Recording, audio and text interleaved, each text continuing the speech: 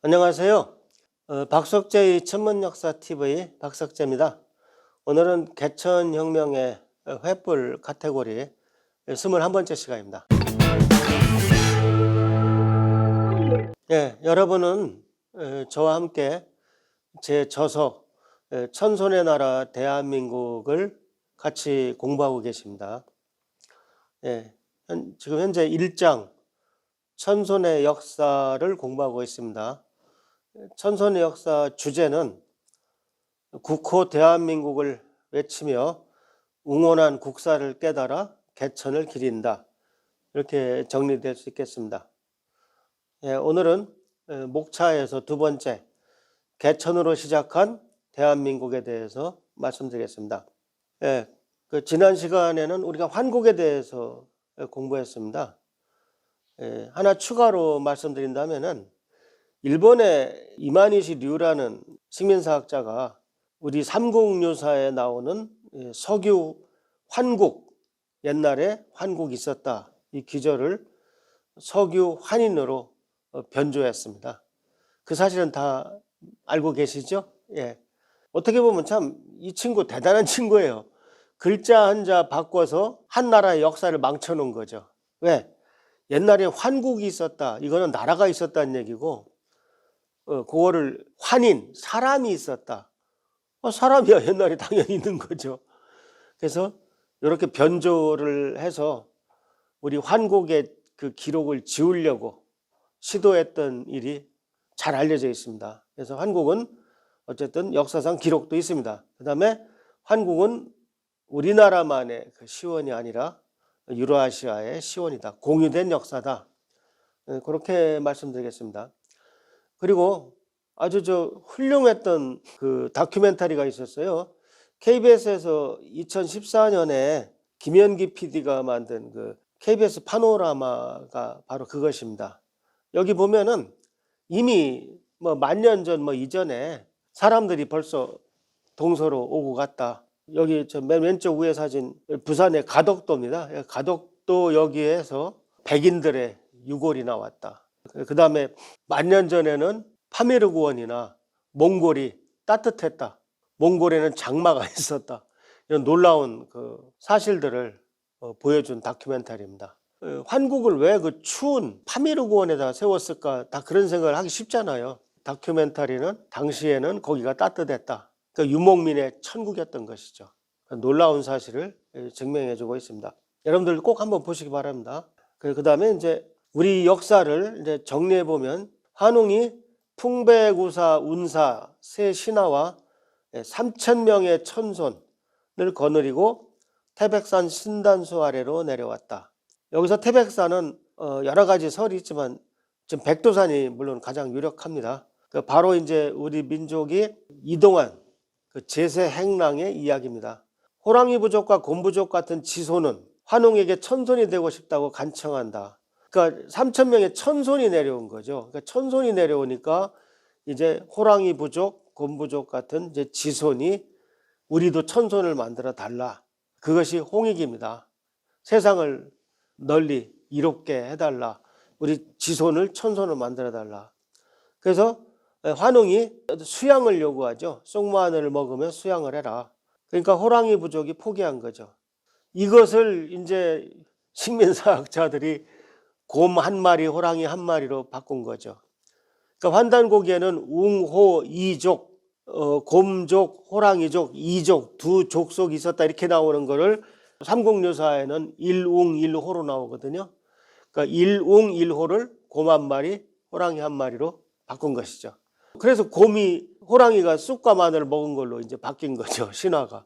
여러분, 무슨 호랑이가 마늘을 먹습니까? 참 말도 안 되는 신화를 지금 믿고 있는 것이죠. 그래서 이제 곰부족은 이를 완수해서 여왕은 환웅의 아내가 되는 영광을 누린다, 이렇게 되는 것이죠. 이것이 나중에 신화에서는 곰이 우리 민족의 그 어머니가 되는 거죠. 그 천손이 갑자기 웅손이 되는 것이 단군 신화입니다. 이 개천사상, 천손사상, 홍익사상은 같은 겁니다. 그러니까 천손이 하늘에서 내려와야 그게 개천이 되는 거죠. 그 다음에 홍익세상, 세상을 널리 이롭게 하라는 것은 지손을 천손으로 교화시키는 것이죠. 우리 민족의 선민사상이자 공통정신이고 우리나라의 개국이념이자 이게 바로 국헌입니다. 4분 5일 된 대한민국의 유일한 희망입니다. 지금 뭐 정치, 종교, 지연, 학연으로 4분 5일 된 우리나라를 사상적으로, 정신적으로 하나로 묶을 수 있는 유일한 공통점이 지금 개천사상, 천손사상, 홍익사상인 것입니다.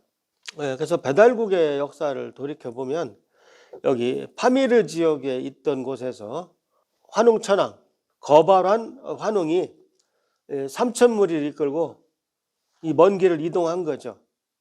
이동을 해서 여기에 배달이란 나라를 세우게 됩니다. 여기가 이제 신시인 것이죠. 신단수도 여기 있는 거죠. 단군하고 신단수하고는 아무 상관없어요.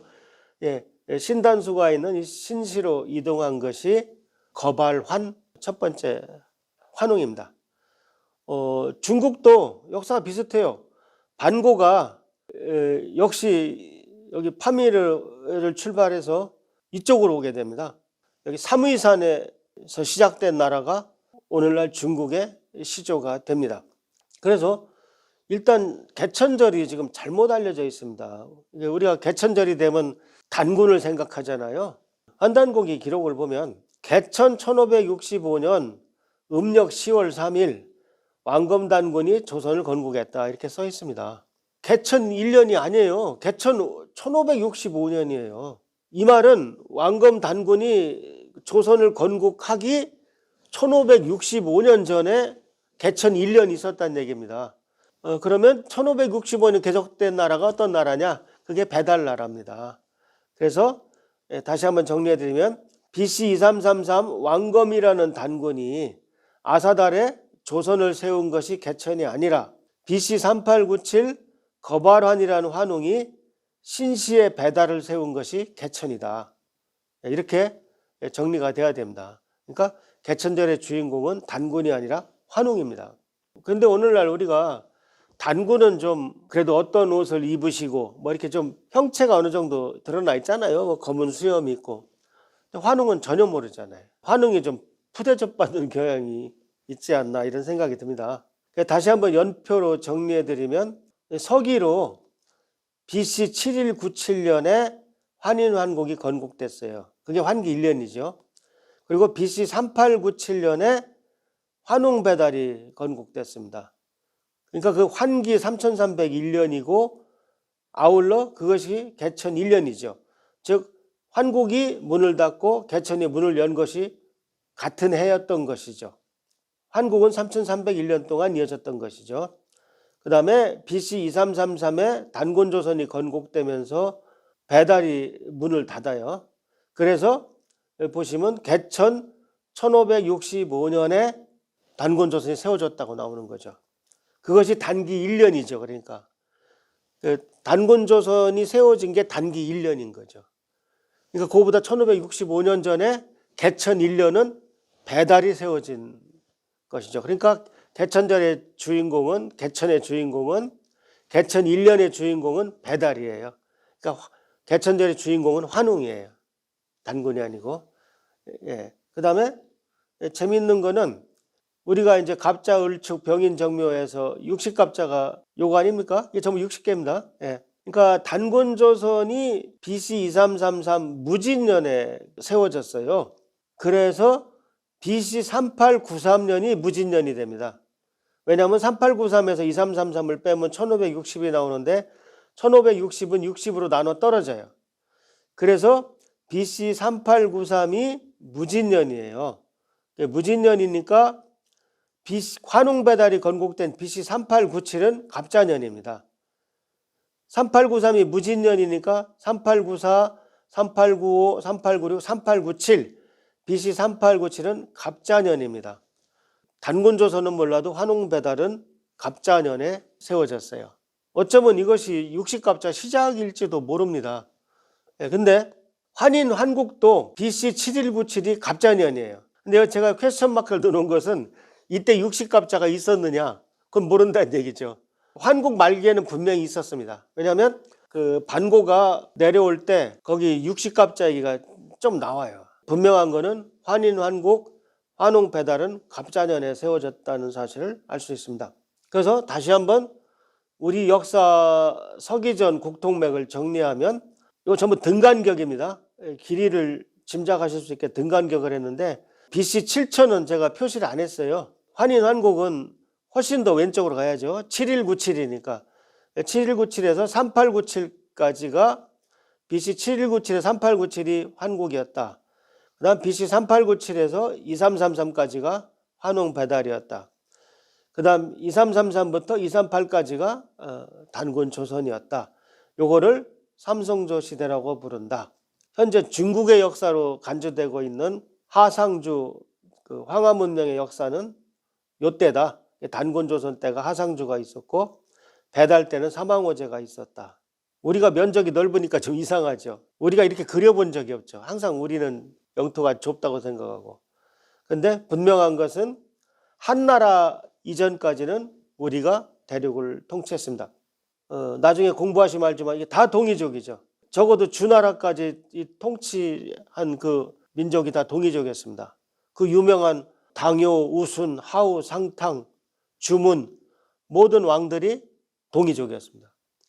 놀랍게도 환단고기를 보시면 그 족보가 나옵니다. 예, 사망호제 족보가 그대로 나옵니다.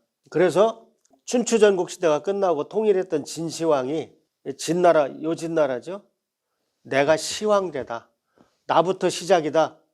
옛날 동이족이 통치했던 그 역사책들을 전부 태운 것이 분서갱유였던 것입니다.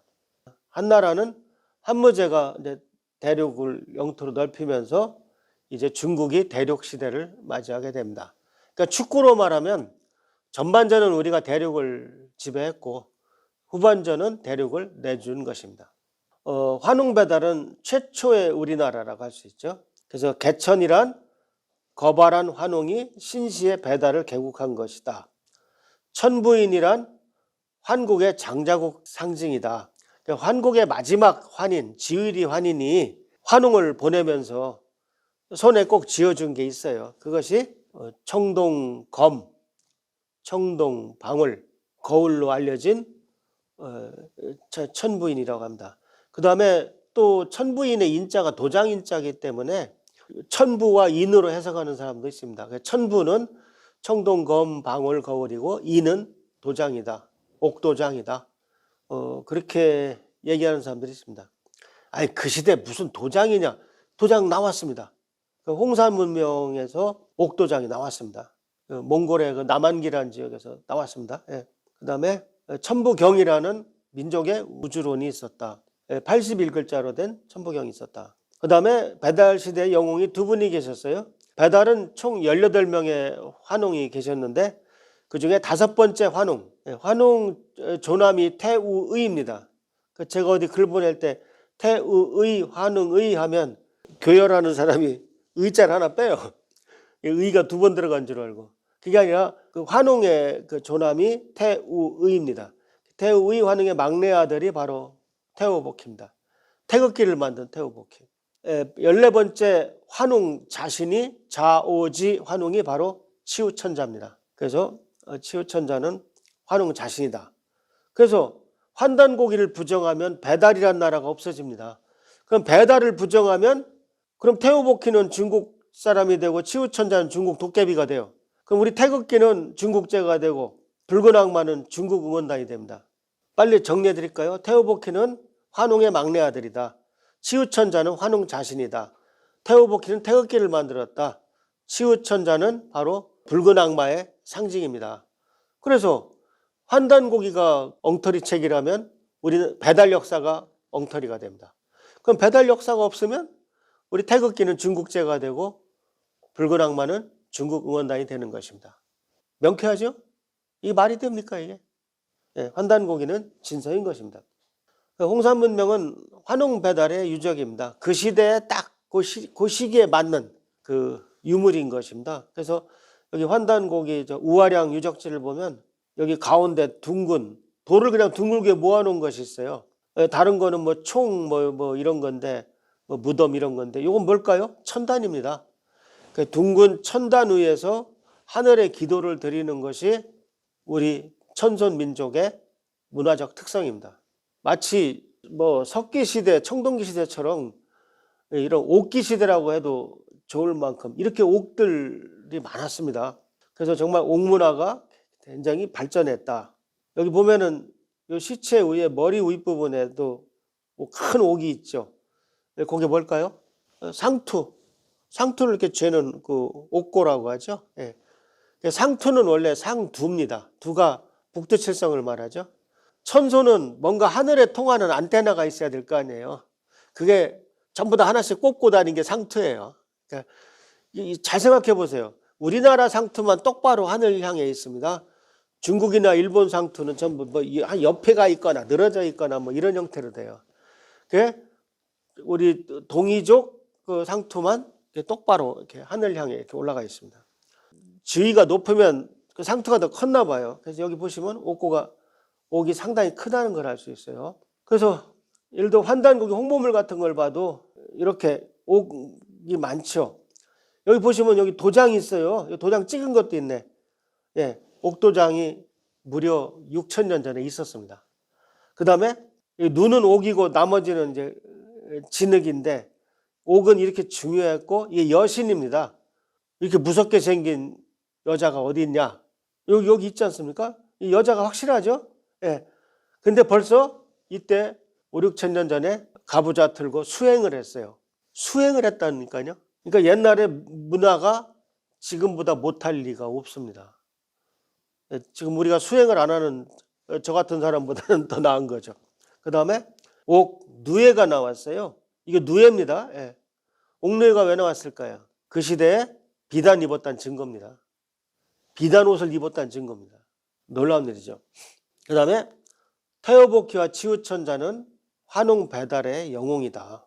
예, 이게 우리 붉은 악마 공식 그거죠. 예, 치우천자입니다. 예, 여기는 이제 태어복희네요. 복희가 복희 8개를 들고 있습니다. 이게 중국의 어느 지자체에 있는 복희 묘에 있는 황동상입니다. 현재 중국에서 4개 지방자치단체가 자기네 그 영역에 있는 복희 묘소가 진짜라고 주장하고 있다고 합니다. 싸우고 있다 이거죠. 근데 복희 묘소가 어디 있었는지는 환단곡에 잘 나옵니다.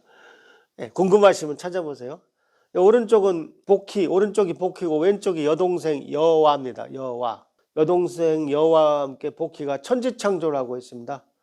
자세히 보면 복희가 직각자를 가지고 있고 여와는 콤파스를 가지고 있죠. 동서양을 통틀어서 이 원을 정확하게 그리고 직각을 정확히 재는 것이 문명의 시작인 것 같습니다. 이것은 저 어떤 동굴에서 나온 그림인데요. 복희가 거의 천지창조하는 신의 신격으로 올라가 있습니다. 제가 명량의 김한민 감독님하고 친합니다. 김한민 감독님의 그 첫 영화 명량을 보면 치유가 나와요. 이순신 장군이 그 전쟁에 나가기 전에 기도하는 장면입니다. 그럼 이 앞에 누구한테 기도를 하고 있을까요? 치유입니다. 그리고 우리 감독님이 디렉터스 조크라고 하죠. 여기 환단곡이 환자를 하나 써놓으셨네요. 그래서 바로 판옥선에 붙어서 일본 배를 부시는 쇠판 모양 역시 치유 천자입니다. 치유가 우리 전쟁의 신인 거죠. 그러니까 사실 우리가 역사를 똑바로 알고 있으면 군인들이 당연히 합참같이 가장 높은 부대를 치유 부대라고 불러야 옳습니다. 근데 지금 뭐 치유가 누군지 모르고 뭐 역사를 모르니까 치유가 대접을 못 받는 것이죠. 오늘은 단군조선 앞의 나라 배달의 나라에 대해서 알아봤습니다. 그래서 우리나라는 개천으로 시작됐고 개천절의 주인공은 단군보다는 환웅이다. 그러한 취지로 말씀을 드렸습니다. 많은 구독 부탁드립니다.